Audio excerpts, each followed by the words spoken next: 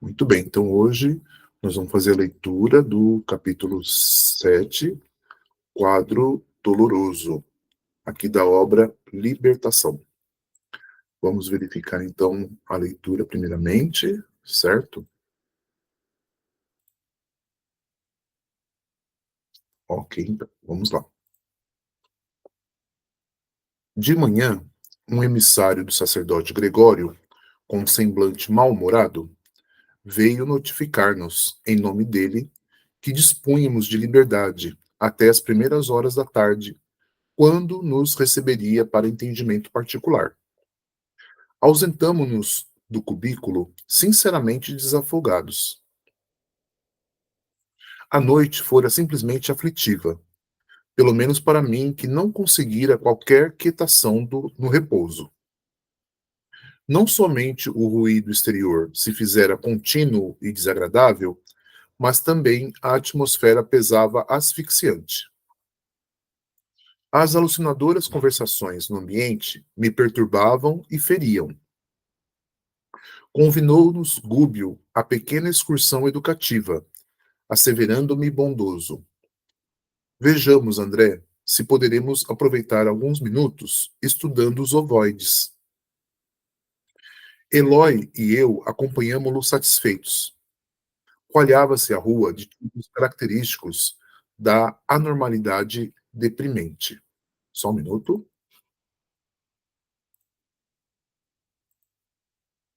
Aleijados de todos os matizes, idiotas de máscaras variadas, homens e mulheres de fisionomia torturada iam e vinham. Ofereciam a perfeita impressão de alienados mentais, exceção de alguns que nos fixavam de olhar suspeitoso e cruel, com manifesta expressão de maldade. A maior parte, a meu ver, situava-se entre a ignorância e o primitivismo, entre a amnésia e o desespero. Muitos demonstravam-se irritadiços ante a calma de que lhes dávamos testemunho. Perante os desmantelos e detritos, a transparecerem de toda parte, conclui que o serviço coletivo se mantinha ausente de qualquer serviço metódico junto à matéria do plano. A conversação ociosa era ali o traço dominante. O instrutor informou-nos, então, com muito acerto, de que as mentes extraviadas, de modo geral, lutam com ideias fixas, implacáveis e obcecantes, gastando longo tempo a fim de se reajustarem. Rebaixadas pelas próprias ações, perdem a noção do bom gosto, do conforto construtivo, da beleza santificante e se entregam a lastimável relaxamento. Com efeito, a paisagem, sob o ponto de vista de ordem, deixava muito a desejar. Só um minuto.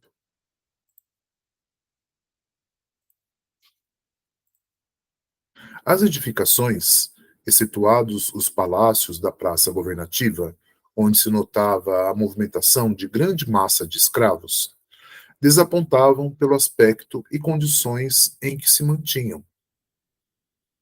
As paredes, revestidas de substância semelhante ao lodo, mostravam-se repelentes não só à visão, mas também ao olfato, pelas exalações desagradáveis.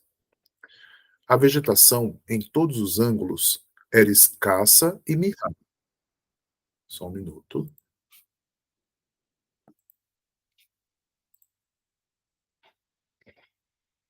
Gritos humanos, filhos da dor e da inconsciência, eram frequentes, provocando-nos sincera piedade. Fossem poucos os transeuntes infelizes, e poder-se-ia pensar num serviço metódico de assistência individual, mas que dizer de uma cidade constituída por milhares de loucos declarados? Dentro de colmeia dessa natureza, o homem sadio que tentasse impor socorro ao espírito geral não seria efetivamente o alienado mental aos olhos alheios? Impraticável, por isso, qualquer organização beneficente visível, a não ser através de serviço arriscado qual aquele de que o nosso instrutor se incumbira, tocado pela renúncia na obra de santificação com Cristo. Além das perturbações reinantes, capazes de estabelecer a guerra de nervos nas criaturas mais equilibradas da crosta do mundo, pairava na atmosfera sufocante nevoeiro que mal nos deixava entrever o horizonte distanciado. Então, pessoal, percebam aí a situação, né, que se encontra aí, o ambiente, né, onde eles se encontram, né. Percebam que ali era bastante caótico tudo, né, tanto a paisagem, né, a questão ali do visual, né, o mau cheiro que tinha ali. Então, nós percebemos ali, e fora a ação, a presença de espíritos, assim, bastante perturbados ali, né? Pelo relato que ele faz, pela descrição que ele faz aí, nós percebemos aí que é um ambiente bastante inóspito, assim, né? Bastante desagradável, assim, tá certo? É o que a gente percebe. E aí ele comentou aqui no último trecho que eu li, né? Ele fala assim para nós, o André Luiz está contando para nós assim, que não tem como ter uma instituição beneficente ali, né? Porque a realidade ali é muito, muito, muito precária.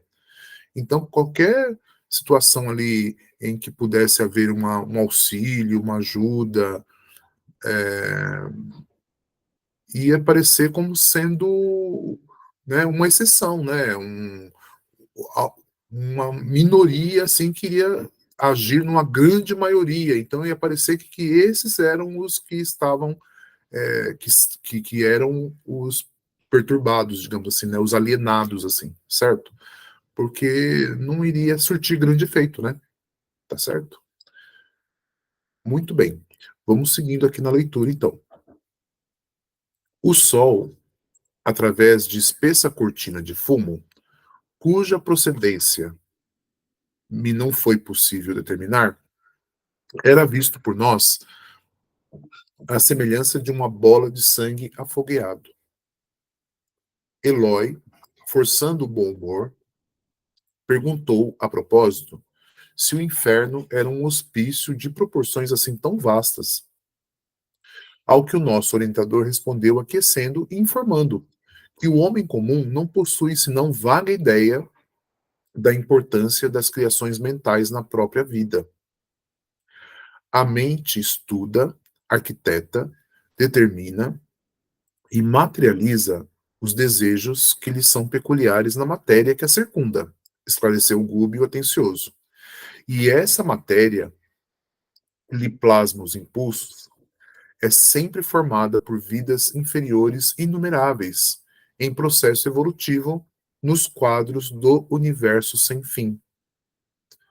Marcháramos atravessando compridos labirintos e achamos-nos diante de extensa edificação que, com boa vontade, nomearemos por asilo de espíritos desamparados.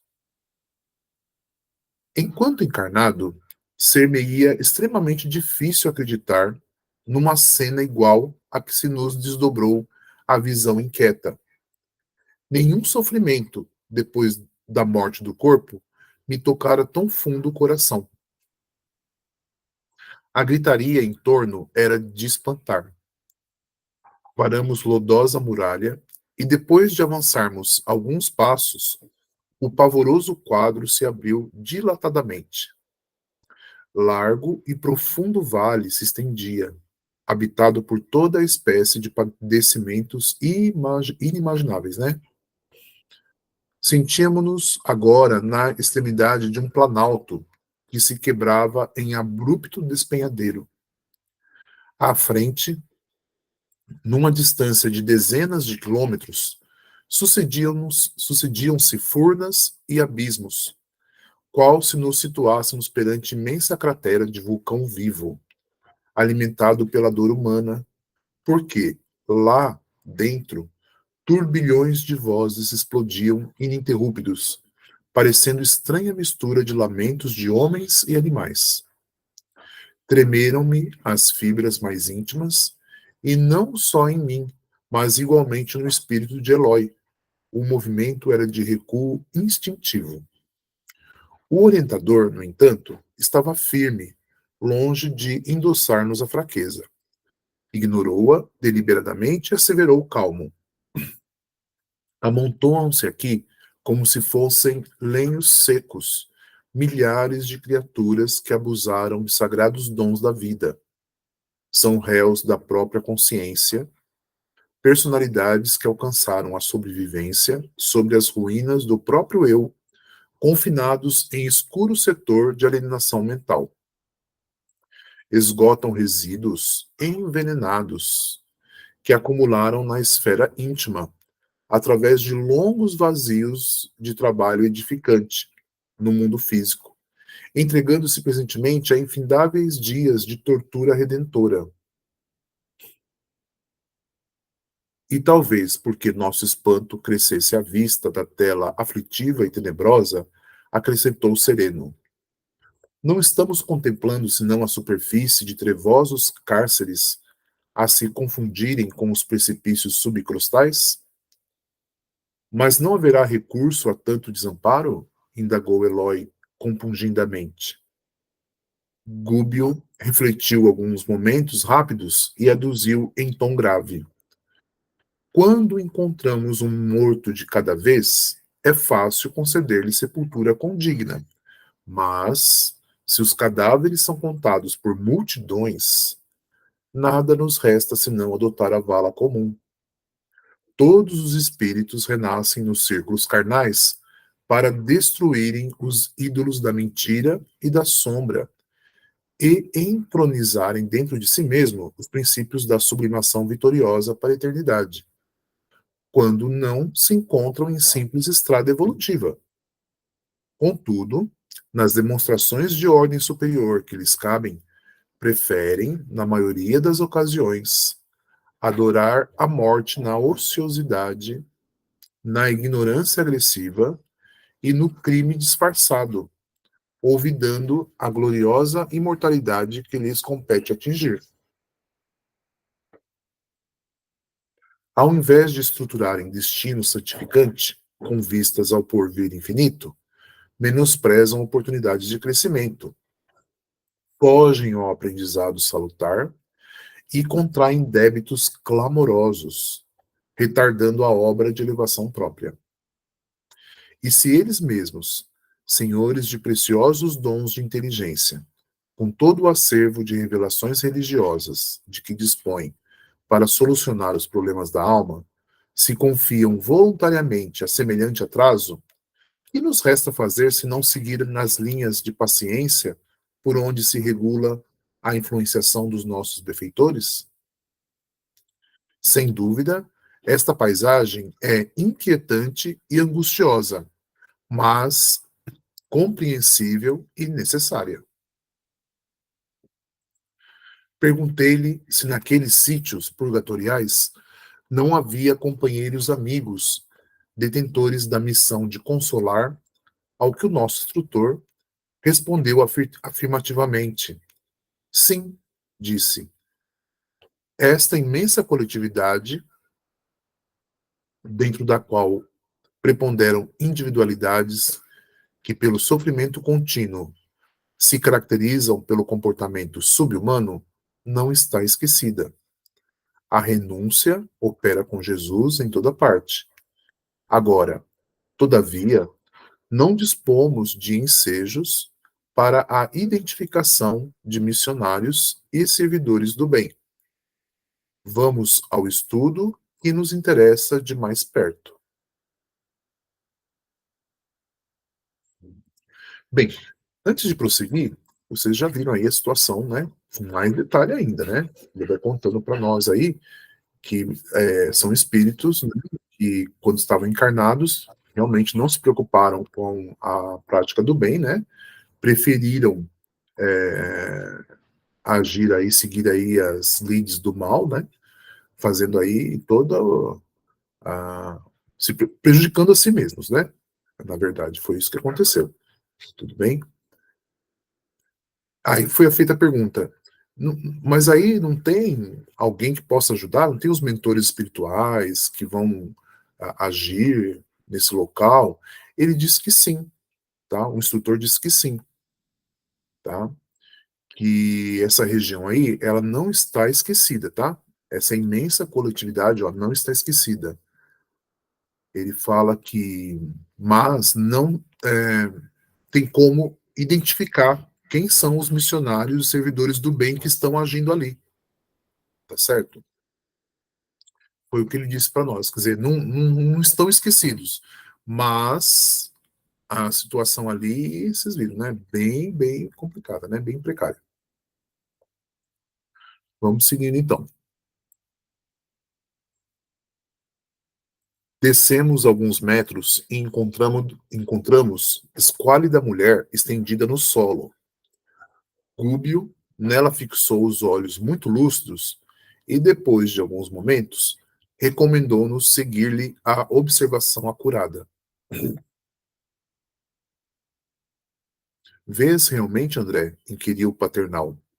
Percebi que a infeliz se cercava de 3 formas ovoides diferenciadas entre si nas disposições e nas cores que me seriam, porém, imperceptíveis aos olhos, caso não desenvolvesse ali todo o meu potencial de atenção. Reparo, sim, expliquei curioso, a existência de 3 figuras vivas que se lhes justapõem ao perispírito, apesar de se expressarem por intermédio de matéria que me parece leve gelatina, fluida e amorfa. Elucidou Gúbio sem detença. São entidades infortunadas, entregues aos propósitos de vingança e que perderam grandes patrimônios de tempo em virtude da revolta que lhes atormenta o ser. Gastaram o perispírito sobre inenarráveis tormentas de desesperação e imantam-se naturalmente à mulher que odeiam. Irmã esta que, por sua vez, ainda não descobriu que a ciência de amar é a ciência de libertar, iluminar e redimir. Auscultamos de mais perto a desventurada criatura. Assumiu Gúbio a atitude do médico ante a paciente e os aprendizes. A mulher sofredora, envolvida num halo de força cinzento escura, registrou-nos a presença e gritou, entre a aflição e a idiotia: Joaquim, onde está Joaquim? Digam-me por piedade, para onde o levaram? Ajude-me, ajude-me.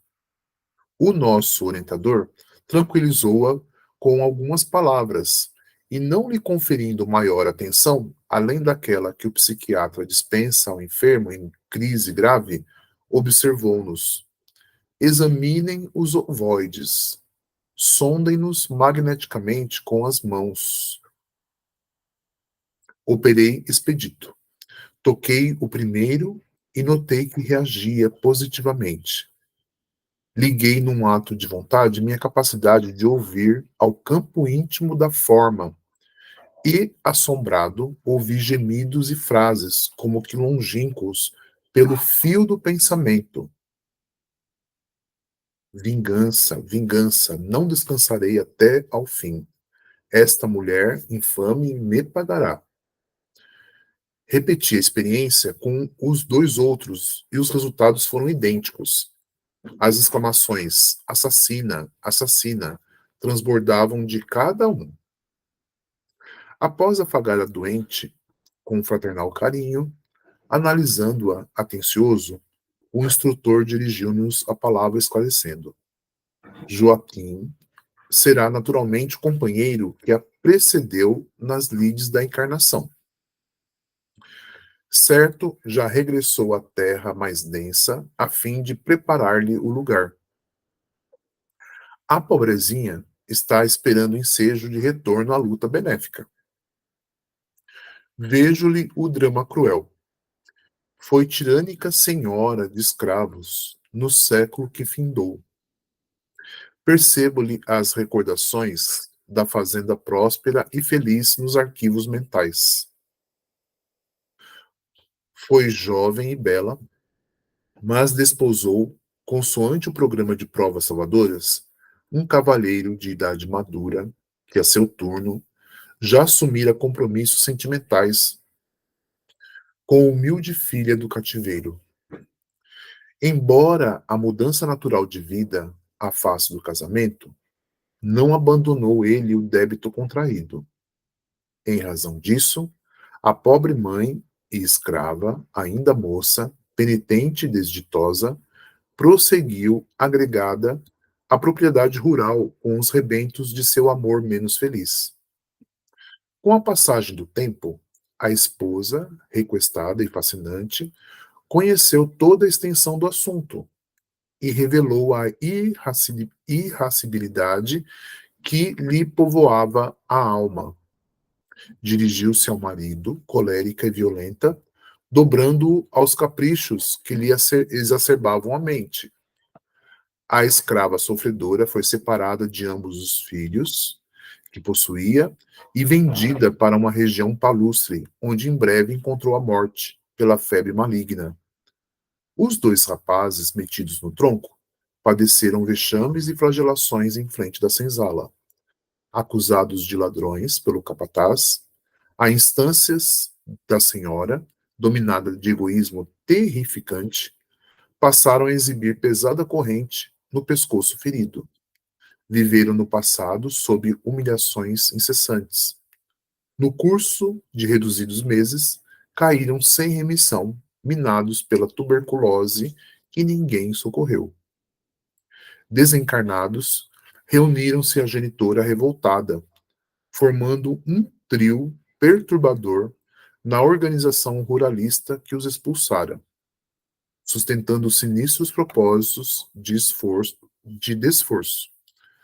Não obstante convidados à tolerância e ao perdão por amigos espirituais que os visitavam frequentemente, nunca cederam um tio nos planos sombrios em que penhoravam o coração.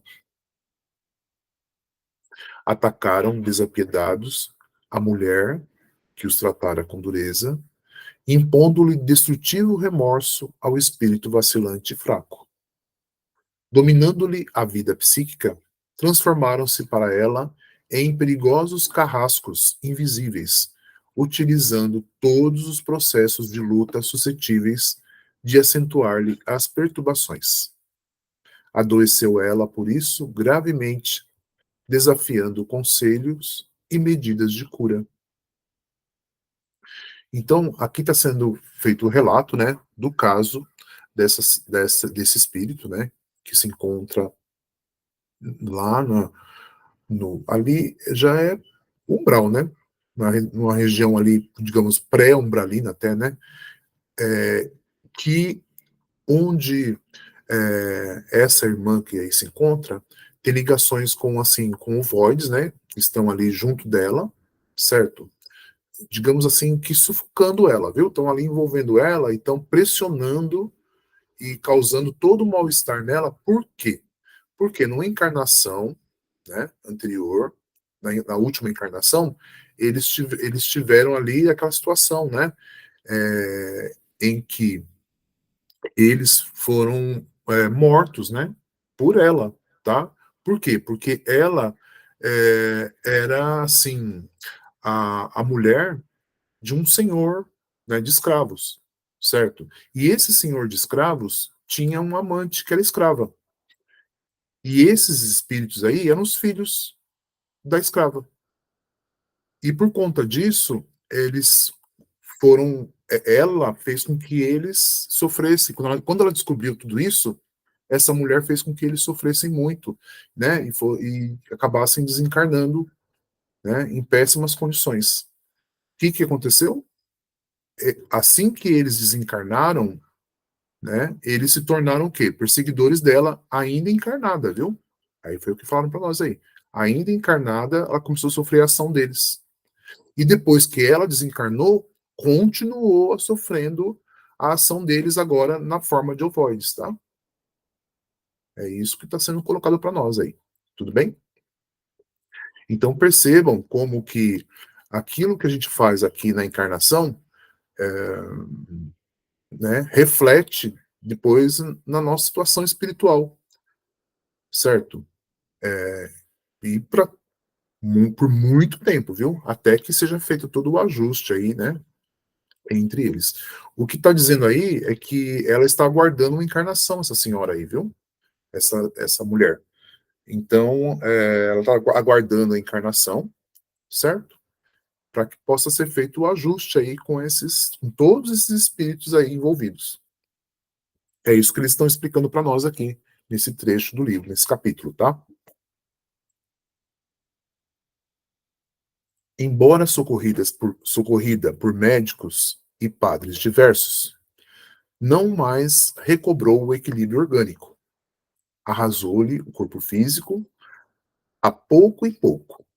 Incapaz de expandir-se mentalmente no idealismo superior, que corrige desvarios íntimos e faculta a cooperação vibratória das almas que respiram em esferas mais elevadas, a desditosa fazendeira sofreu, insulada no orgulho destrutivo que lhe assinalava o caminho, 10 anos de mágoas constantes e indefiníveis.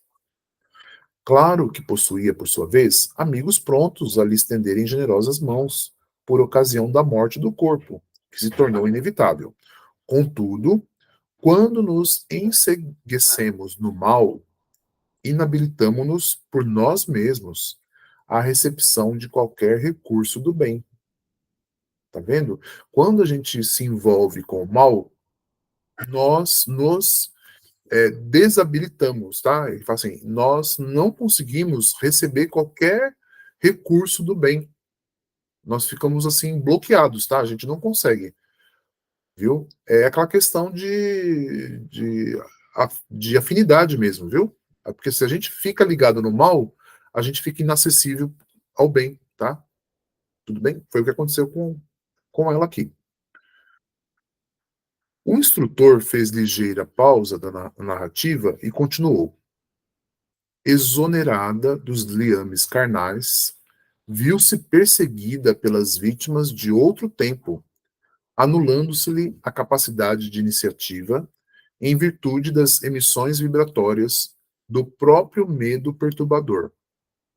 Padeceu muitíssimo, não obstante contemplada pela compaixão de benfeitores do alto, que sempre tentaram conduzi-la à humildade e à renovação pelo amor, mas o ódio permutado é uma fornalha ardente, mantenedora de cegueira e sublevação.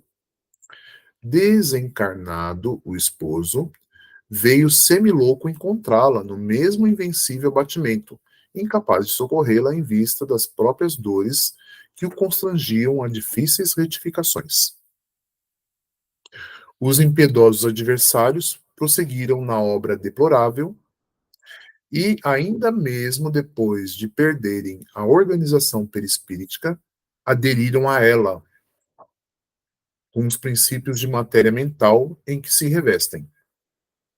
A revolta e o pavor do desconhecido, com absoluta ausência de perdão, ligam-nos uns aos outros, quais algemas de bronze.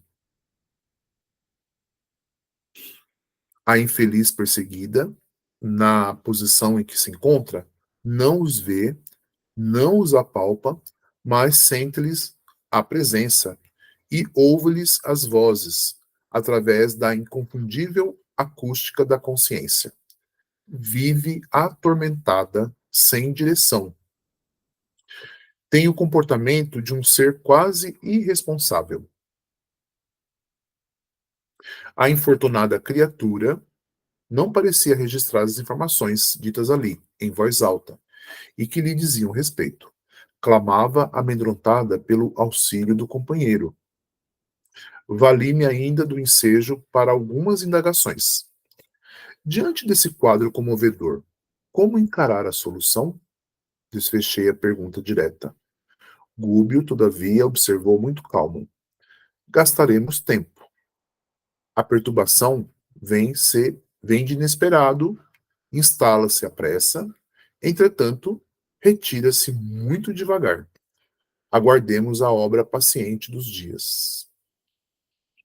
Após uma pausa expressiva, acentuou: tudo me faz crer que os missionários da caridade já lhe reconduziram o esposo às correntes da reencarnação.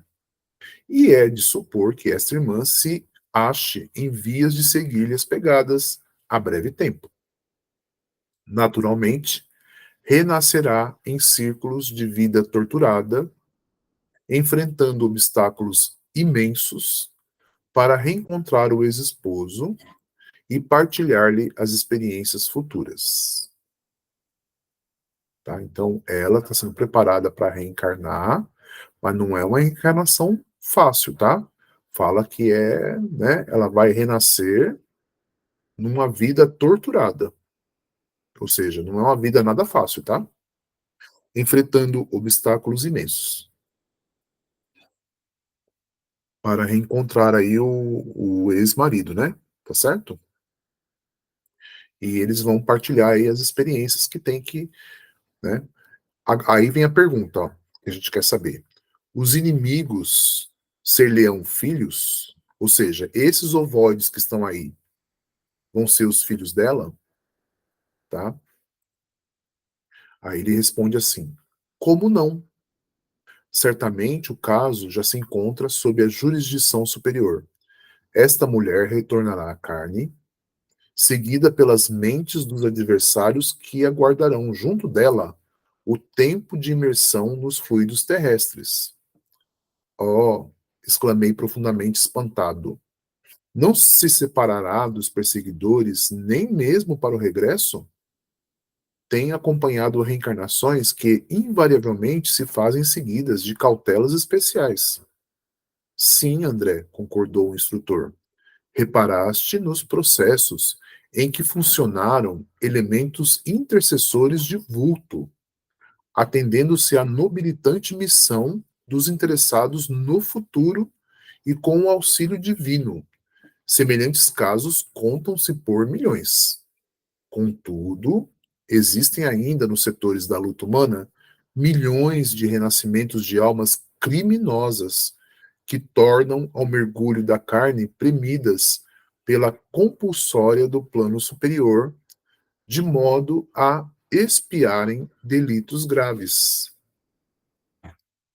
Em ocorrências dessa ordem, a individualidade responsável pela desarmonia reinante converte-se em centro de gravitação das consciências desequilibradas por sua culpa e assume o comando dos trabalhos de reajustamento, sempre longos e complicados, de acordo com os ditames da lei. Então, percebam como que, quando nós reencarnamos, nós trazemos para junto de nós todos os espíritos que precisam se ajustar conosco. É isso que ele está explicando para nós. E comentou aqui também, é comum nós termos muita ajuda do plano superior, desde que hajam aí, né, espíritos que estejam assim intercedendo por nós, né, rogando por nós, assim, que estejam cuidando de nós. Se por acaso não tem essa ação direta de espíritos assim que estão realmente cuidando de nós, o que vai acontecer? Ocorre aí o renascimento, né, a reencarnação, mas vai haver aqui uma situação que, digamos que ele chamou de compulsórias, tá? Uma situação compulsória para que os espíritos possam expiar os delitos graves que cometeram, tá? Então, retornar à carne, todos retornam. Alguns vão ter uma ajuda melhor, por quê? Porque existem espíritos que estão auxiliando bem intensamente, tá? Não precisa dizer que é quase que uma bênção. É uma bênção isso, tá? Quando espíritos elevados nos auxiliam diretamente, tá? Agora, quando isso não ocorre, a encarnação vai acontecer da mesma forma como eu falei, só que realmente muito mais difícil, né? Tá? Com espíritos bastante difíceis junto com a pessoa e e para que ela possa expiar, né? É a expiação mesmo. Ela precisa se ajustar com esses espíritos. É lógico, com grande dificuldade, né? Não precisa nem falar isso, tá? Daí que a gente começa a ver, né? Muitos casos que a gente conhece, né? Ou fica sabendo, ou quando nós mesmos não passamos, né? Por situações muito difíceis aqui na encarnação. Por quê? É por conta disso aí, viu? Por essa força que nos traz para a encarnação, para que a gente possa se ajustar com os espíritos com os quais nós temos ali faltas graves, né, no passado, viu? Tá? Não é à toa, viu, que a gente vem para cá e passa por N dificuldades, tá? Mas, como falaram, a gente pode recorrer para ter ali o quê? Um alívio, né? Para ter ali forças para a gente poder ter melhores condições para resolver esses débitos aí, tá certo? Eu, na minha opinião, assim, eu julgo que o contato, assim, com a espiritualidade, com os mentores espirituais, com a doutrina espírita, os conhecimentos que a gente tá recebendo, tá? Todas as bênçãos que a gente recebe, assim, sabe, da espiritualidade, é um grande alívio para nós que estamos encarnados aqui, viu? Eu encaro dessa maneira, viu? Tá? Para mim isso é muito claro. Tudo bem? Vamos seguindo então. Compreendendo o meu assombro, Gúbio considerou: por que a estranheza? Os princípios de atração governam o universo inteiro. Nos sistemas planetários e nos sistemas atômicos, vemos o núcleo e os satélites. Na vida espiritual, os ascendentes essenciais não diferem. Se os bons representam centros de atenção dos espíritos que se lhes afinam pelos ideais e tendências, os grandes delinquentes se transformam em núcleos magnéticos das mentes que se extraviaram na senda reta, em obediência a eles. Elevemo-nos com aqueles que amamos e redimimos ou rebaixamo-nos com aqueles que perseguimos e odiamos. Olha que explicação simples, né? Sobre a questão da atração, tá? Nós exercemos junto aos espíritos que estão ao nosso redor, viu? Tá? Nós podemos tanto nos ligarmos a eles pelo bem ou pelo mal. Aí é cada um que vai fazer aí, vai decidir, né? Pela sua atitude, vai definir quem vai estar à sua volta, tá? É lei que rege aí como ele falou, os sistemas planetários, os planetas são assim, né? Tem sempre um que é maior, que tem os outros à volta, e também nos sistemas atômicos é assim. Existe um núcleo e os satélites, né? Tá certo? Existe um núcleo e quem está girando em volta desse núcleo, tá? Tanto nos sistemas planetários como nos sistemas atômicos. É o que ele está dizendo para nós. Ele está fazendo essa analogia, fazendo essa comparação para a gente entender como que funciona isso em termos espirituais. Está sendo bem didático, tá? Está sendo bem didático. O instrutor é instrutor mesmo. Ele está explicando como funcionam as coisas aí na natureza, nas leis de Deus. Tudo bem? Seguindo, as afirmativas inspiravam-me profundos pensamentos quanto à grandeza das leis que regem a vida, e atento à meditação naquele instante, evitei novas perguntas. O instrutor acariciou a fronte da criatura desventurada, envolvendo-a intencionalmente numa bênção de fluidos divinos e acrescentou: pobre irmã, que o céu a fortaleça na jornada por empreender. Seguida de perto pela influência dos seres que com ela se projetaram no abismo mental do ódio, terá a infância dolorosa e sombria pelos pesares desconhecidos que se lhe acumularão incompreensivelmente na alma opressa.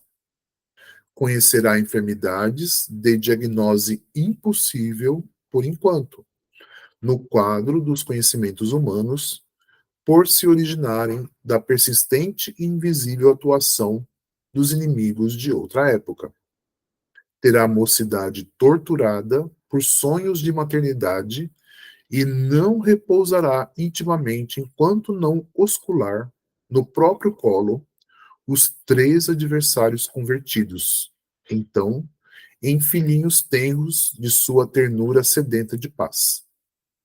Transportará consigo 3 centros vitais desarmônicos e até que os reajuste na forja do sacrifício, recambiando-os à estrada certa, será, na condição de mãe, um imã atormentado ou a sede obscura e triste de uma constelação de dor.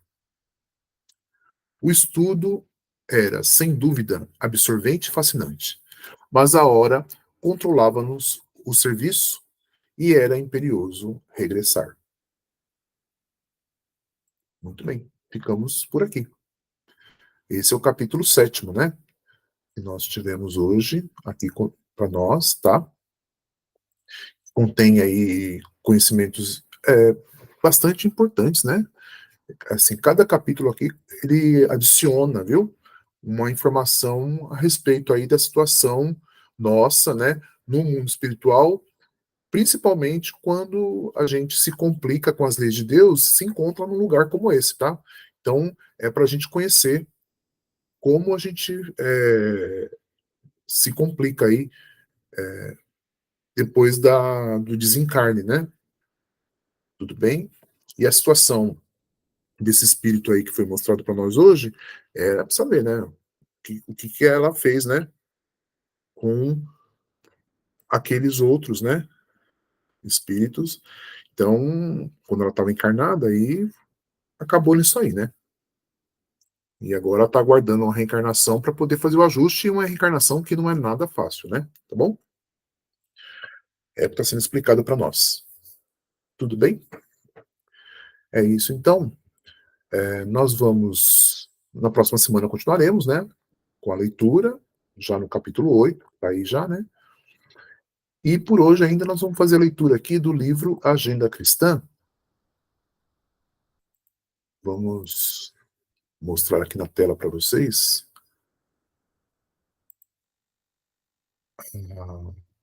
o livro Agenda Cristã. Tá aqui também, né? É o capítulo 7º. Ó, tá sendo mostrado aí agora. Isso. Solicitação fraterna. Vamos conferir aqui então o que o nosso mentor André Luiz está falando para nós, nesse capítulo 7º.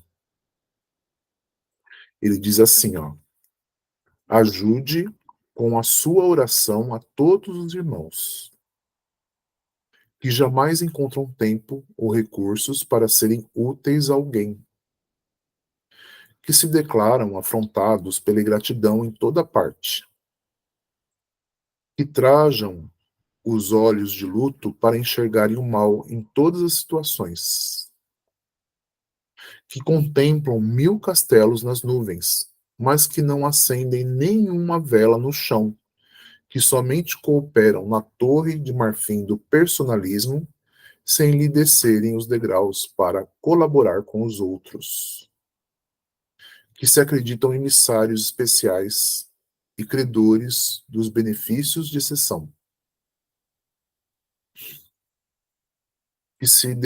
que devoram o precioso tempo dos ouvintes falando exclusivamente de si, que desistem de continuar aprendendo na luta humana, que exibem o realejo da desculpa para todas as faltas, que sustentam a vocação de orquídeas no salão do mundo, que se julgam centros compulsórios das atenções gerais, que fazem o culto sistemático à enfermidade e ao obstáculo. São doentes graves que necessitam do amparo silencioso. Olha que interessante, viu? Certo? Então, nesse livro, como a gente falou, né, são páginas que contêm aí muita sabedoria aí para nós assim mesmo, né? Porque quando ele fala assim, ó, ajude com a sua oração a todos os irmãos, e coloca, né, as características, muitas vezes nós nos encontramos nessas características, né? Certo? Nós, né, esperamos que em poucas, né? Tomara assim que não nos encontremos aí em muitas dessas características, viu? Mas se a gente se encontra aí, é porque nós também estamos precisando de ajuda, viu? Tá? E a ajuda que a gente precisa, muitas vezes, é a prece, né? É a intercessão, como a gente falou, né? É alguém que vai fazer prece por nós, alguém que vai nos ajudar, certo? Para que a gente se transforme, né? E vocês viram aí que como tem coisa aí para acertar, né? Certo? Tem muitas coisas em nós mesmos e em outras pessoas que a gente conhece que precisam de ajuste, precisam de acerto, viu? Muitas vezes aí tem muito a ver aí, né, com a questão aí da vaidade, do egoísmo, do orgulho, certo? Então, são características, né, nossas, muitas vezes, que precisam ser aí transformadas, né? Precisam ser retificadas. Tudo bem? Então, é isso. Essa é a nossa lição de hoje. Agradecemos aí a atenção de todos que estão acompanhando aí esse estudo, né? Seja aqui ao vivo, presencialmente aqui, né? No domingo aqui pela manhã, como também assistindo a essa gravação que vai ficar disponível aí no canal do YouTube. Tá certo? Nos vemos então no próximo encontro. Até lá então, abraço fraternal em todos.